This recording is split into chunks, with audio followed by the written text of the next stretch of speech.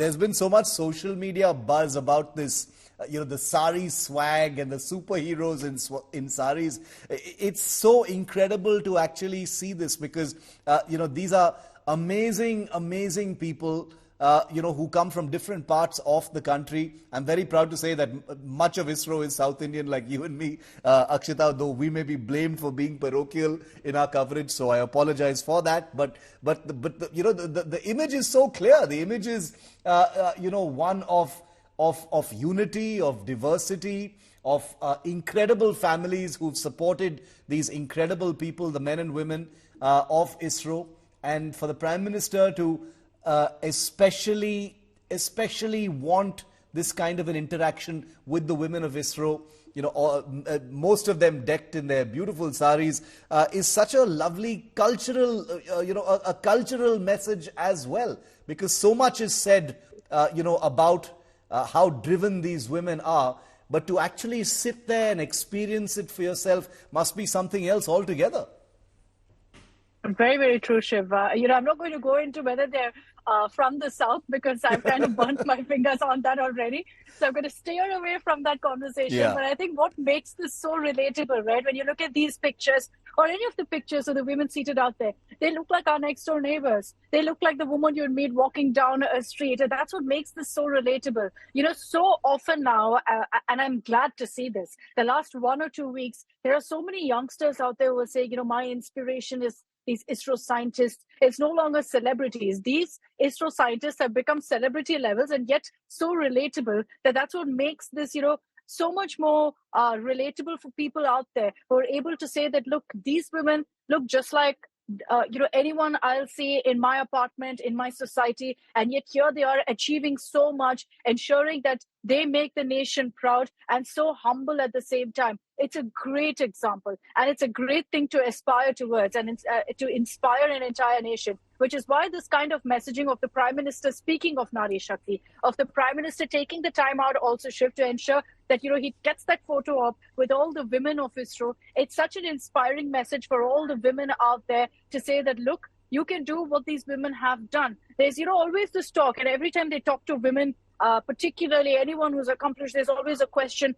how do you balance family? How do you balance home and work? And I'm glad to see that so far that narrative hasn't been kicked off with regards to these Isro women scientists, because they're doing a stellar job right now as far as, their accomplishments and their contributions to the nation are concerned. Very, very true. And I'm so taken by some of those things you've said because, in a country which asks different questions of women as it does men, these women of Isro have set, such an incredible, powerful, inimitable example for, for young men and women, for children, a new generation of Indians who are going to be looking at these amazing people and thinking, I can do that as well. I can strive to be where these women are. They're each one of them scientists, engineers, technologists, people on the very cutting edge of science. It is the contribution of women like these at Isro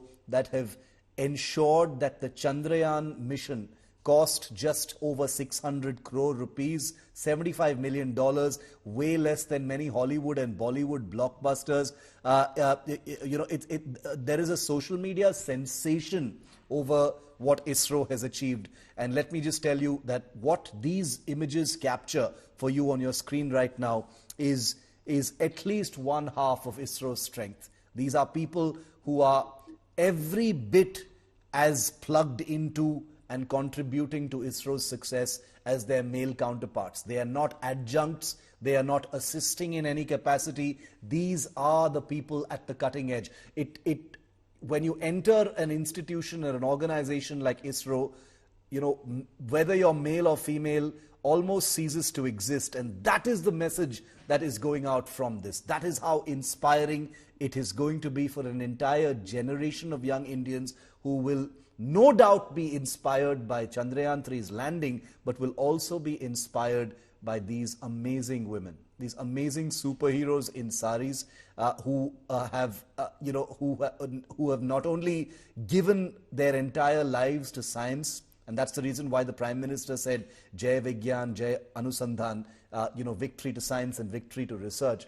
but also that it sends out a cultural message about the status of women in India, that the country is changing and that the people you don't normally see every day on television or on social media, those are people who should also be visible as they are now. And, I have a feeling this is going to be on the front pages of every newspaper tomorrow, Akshita. The Prime Minister with the Isro people is one thing, but this beautiful, colorful image with all these women, this is the photo op of today, Akshita. Agree with me? 100%. To me, most definitely, Shiv. I know many would say that, all the ISRO scientists were there, the Prime Minister's interacting with them, but I always love a photo of where it's all women and the Prime Minister is there ensuring he sends out that message of Nari Shakti because it means so much.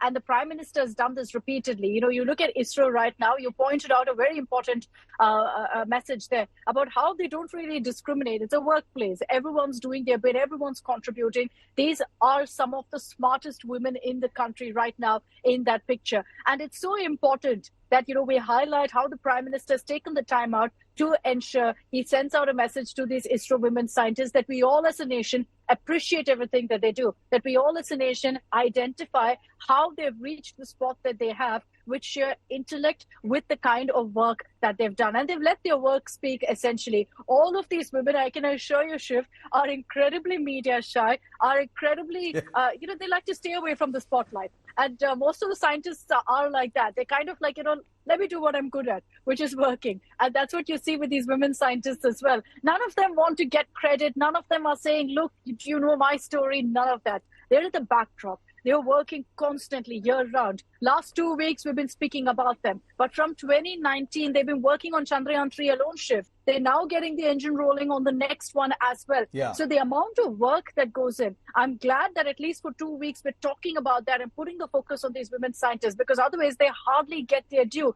And because, they're not one of those bombastic, speak out loud, we go ahead and show our contributions. It gets kind of hidden beneath all of, the photo ops that we see. So it's a great message that the Prime Minister is really sending out here. Lovely, lovely message. And it's going to be so memorable because nobody's going to forget in a hurry, who these women are and what they represent. And I think that's the importance of a picture. What you're seeing in motion unfolding here at the ISRO headquarters, is culture in motion. This is messaging in motion. It's multi-layered.